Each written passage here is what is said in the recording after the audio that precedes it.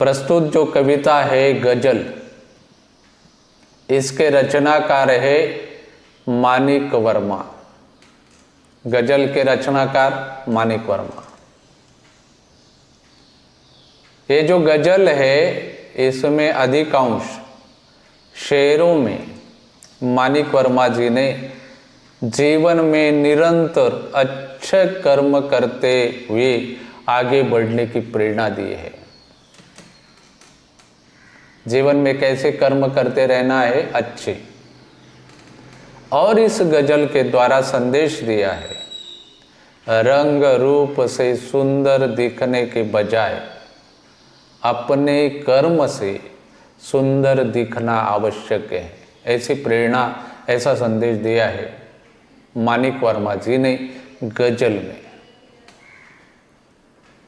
हमें प्रशंसा और वाहवाही का त्याग करके नींव की ईंटों के समान अच्छे और सुदृढ़ काम करने चाहिए। कैसी भी प्रतिकूल परिस्थितियां हो, विचलित हुए बिना डट कर हमें उसका सामना करना चाहिए। मानवीय गुणों को हमें अपनाना चाहिए। मानव मात्र को ईश्वर का अंश समझना चाहिए। प्रत्येक मानव के प्रति हमें सहानुभूति रखकर उसके दुख तकलीफ को दूर करने का प्रयास करना चाहिए। निराश हताश लोगों के मन में हमें आशा का किरण जगाना चाहिए। समाज के कल्याण के लिए हमें श्रेष्ठ कर्म करते रहना चाहिए।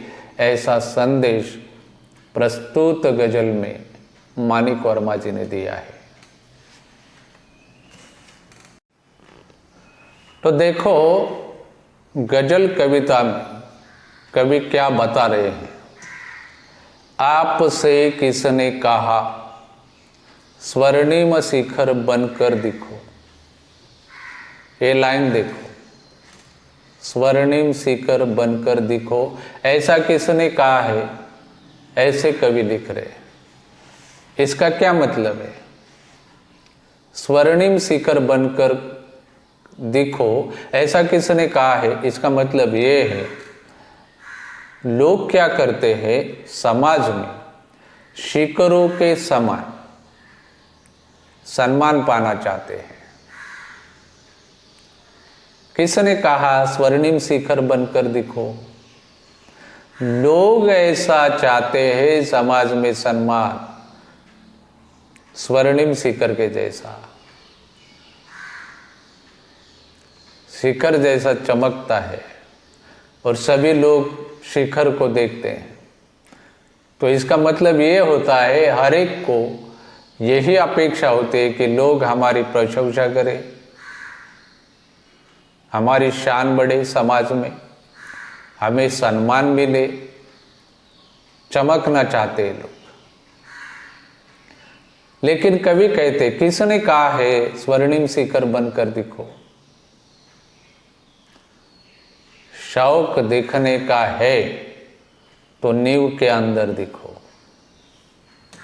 क्या करना है हमें? वास्तव में देखा जाए तो शिखरों से अधिक महत्व किसका है? उन ईंटों का है, उन पत्थरों का है जिनके कारण शिखर खड़ा रहता है। अगर इसके नींव में पत्थर नहीं होते, ईंट नहीं होते तो शिखर खड़ा नहीं रह सकता।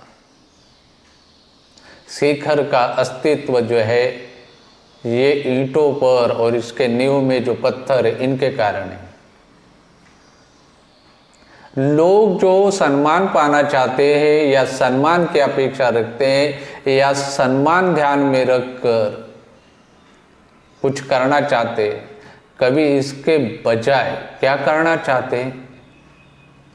ये जो लोगों को प्रशंसा चाहिए, वाहवाही चाहिए, इसका लोभ नहीं रखना चाहिए, ऐसा कवि कहते हैं। तो ईंटों के समान, नींव के समान नींव के अंदर दिखो, मतलब ईंटों के समान और नींव के समान कुछ अच्छा और सुदृढ़ काम करे, ऐसा काम करो। ये जो स्वर्णिम शिखर बनना चाहते हो, मतलब समाज से प्रशंसा चाहते हो, समाज से वाहवाही चाहते हो, तो इस बात को छोड़ो, कुछ ऐसे काम करो जो ईंटों के समान हो। नींव डालो, नींव में काम करो। दूसरी बात कही, चल पड़ी तो गर्द बनाकर आसमानों पर लिखो,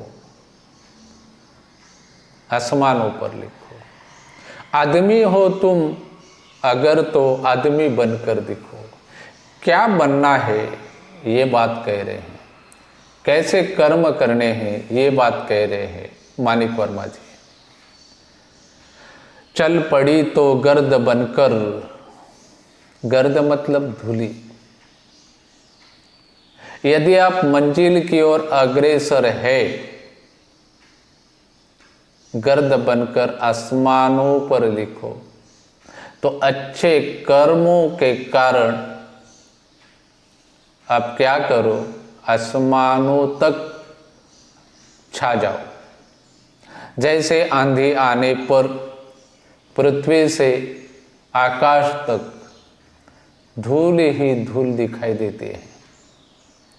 आंधी आती है तो धूल चारों ओर जमीन से लेकर आसमान तक दिखाई देते हैं। गर्द बनकर आसमानों पर लिखो, तो इसका मतलब कवि को ये कहना है, ऐसे कर्म करो, अच्छे कर्म करो कि इनका प्रभाव चारों तरफ फैले,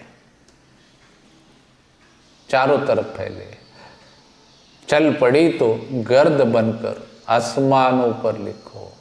तूफान आता है तो धूल जमीन से लेकर आकाश तक चारों ओर धूल ही धूल दिखती है। तो कवि कहते हैं ऐसे कर्म करो, इतने श्रेष्ठ कर्म करो जिसका प्रभाव चारों ओर हो।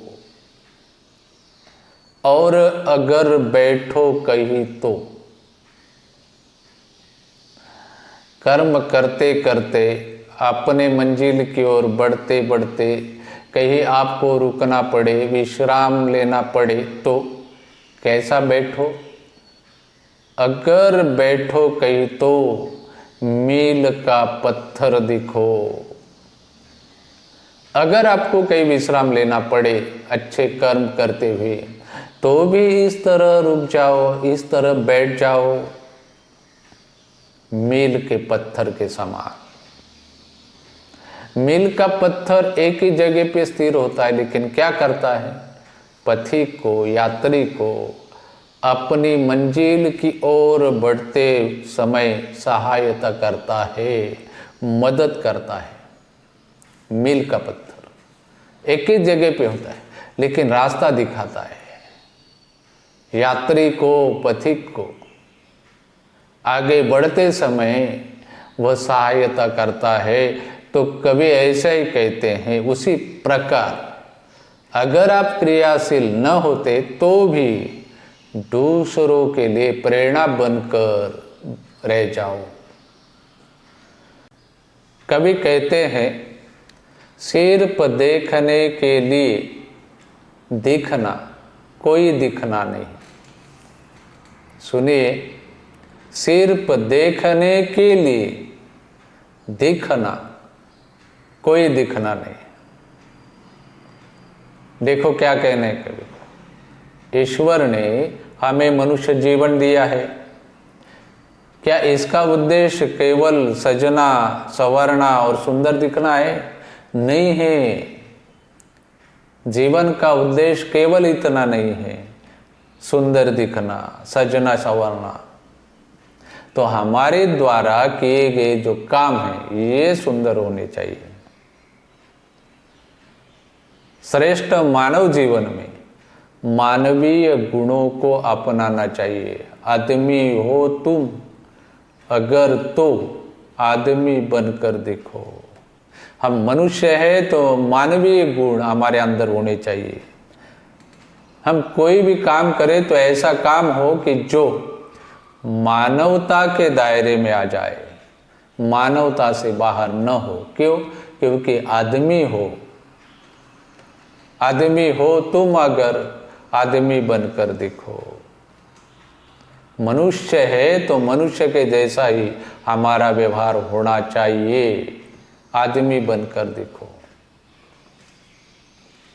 आगे कवि कहते हैं,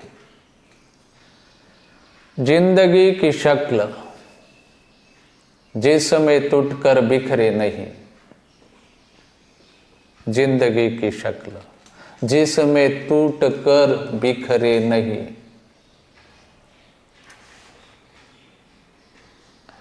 ऐसी शख्सियत बनना चाहिए जो किसी भी प्रतिकूल परिस्थिति क्यों न हो, विचलित न हो।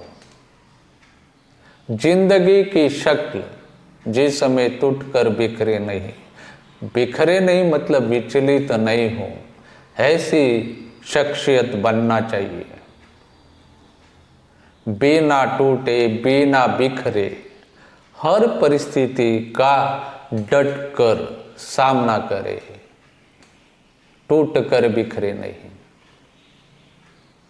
पत्थरों के शहर में वो आईना बनकर दिखो। प्रत्येक मानव से हमें सहानुभूति रखनी चाहिए, तभी ये संभव होगा। तभी ये संभव होगा कि हम दूसरों के दुख और तकलीफ समझ सकें। बिना टूटे बिखरे हमें परिस्थितियों का डटकर सामना करना चाहिए। पत्थरों के शहर में, पत्थरों का शहर मतलब प्रतिकूल परिस्थितियां। ऐसी परिस्थिति में भी हमें क्या बनना है? आईना बनकर दिखो। आईना बनकर देखो मतलब क्या है? हर परिस्थिति में हमें खड़ा रहना है, मजबूती से, टूटना नहीं, हिम्मत हारना नहीं और अपने लक्ष्य को प्राप्त करें। ऐसा संदेशा दिया है। आपको महसूस होगी तब हर एक दिल की जलन। अगर हम संवेदनशील बने, प्रत्येक मानव से सहानुभूति रखे, तभी यह संभव है। महसूस होगी, तभी ये महसूस होगा क्या? हर एक दिल की जलन, दुख, तकलीफ। दूसरों की तकलीफ, दुख कब समझ में आएगा? जब क्या होगा? हम प्रत्येक मानव से सहानुभूति रखेंगे तो। जब किसी धागे सा जलकर मोम के भीतर दिखो। कवि ने कहा है,